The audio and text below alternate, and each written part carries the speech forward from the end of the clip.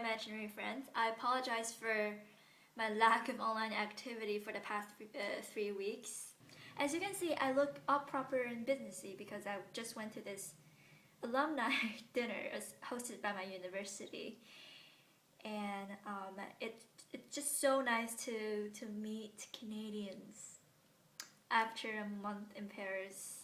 I don't know why I haven't met that many. Maybe it's because I haven't actively sought them out. But yeah, today I actually got to talk to the principal and some other people. The group was very diverse. There's some exchange students like me, but there are also people who graduated 20 years ago and who are already very successful in business and other lines of work. But I digress. It was one of those, I call them pretentious dinner gatherings. Some people might disagree with me, but they are pretentious. I think of all the exchange students who went to this gathering, I'm the only person who's staying in Paris for the whole year and who's taking all my courses in French. So, I it was kind of like difficult for me the past few weeks. I was very stressed because, well, obviously my French wasn't the best, and it still isn't, but I think I'm improving. But I just feel this immense pressure to excel, and I was very angry at myself for not learning fast enough. I'm like, oh, I've been here for a month. It feels like forever. But now, when I think about it, I feel like I'm gonna be fine.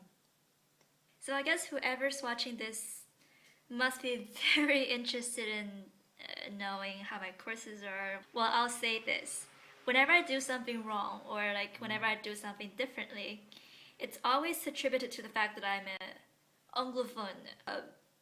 Yeah, for example, I'm a very I'm a very independent learner. Okay, so when I'm given a handout or whatever, I read ahead and I make notes and first like then I can ask questions later. So apparently I wasn't supposed to read ahead, but I did. And my French prof was like, yeah, of course, you're an anglophone. I'm like, right. But that also got me into trouble one time. Okay, so I'm taking this French course for French students who want to teach French to French kids. It's like a French teaching course, which is basically a lot of intricate grammar rules and a lot of head-splittingly difficult grammatical exceptions that you have to memorize by heart. It's like French for French people. So yeah, of course my head was exploding because I just realized that all the rules that I learned in high school concerning French grammar have been a massive lie, and I was trying to readjust to like all of these like different little things. And so one day after my first exam, I didn't do particularly well on it. I think I got like 70 something.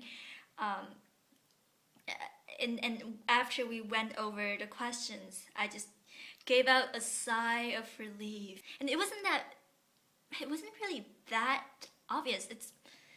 Maybe it was a little too audible. I wasn't sure. But in a normal Canadian classroom, that would pass unnoticed, or that would probably be dismissed as personal issues. I don't even know. I never had a problem with sighing in a classroom and getting into trouble. But anyway, so the professor heard me, and she was like, "Does French really annoy you?" I like, oui, un peu. And I was telling the truth. It was, yeah, my head was hurting. And she took me seriously. She's like, well, if you don't want to learn French, then you might as well go back to Vancouver and take French lessons there. Like, why are you here? Are you here to learn French? Are you here to learn science? What do you want to do in the future? What are your goals? I'm like, I don't know. And I was telling her the truth. I really don't know what I want to do with my life. Okay? But she took it as a sign of just like cheekiness and disrespect. And she's like, obviously it was implicitly understood that it's kind of like an anglophone arrogance of like not taking the French language seriously. But it wasn't really like that. I thought she was joking because normally that's how it will go down. I don't even know, and I felt so bad. I felt awful. So yeah, a word of warning to anyone going abroad. Just be really careful with your body language. Just minimize whatever you do. Don't do it too visibly or audibly. And I wasn't expecting that because I was like, France is a Western country like Canada. How big is the cultural difference? Well, it turns out it was pretty massive. Then later I know this German girl, so I told her what happened, and she's like, well, yeah, that would not go down very well either in German. I think you have a problem.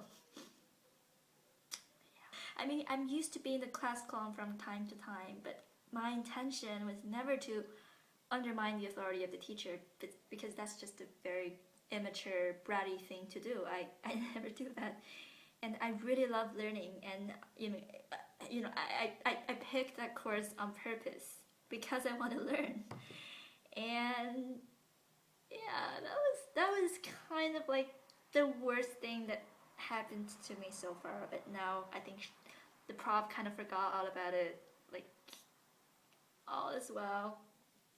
I hope I just take care not to ever do anything again. I will attempt to hide my eccentricity as much as I can.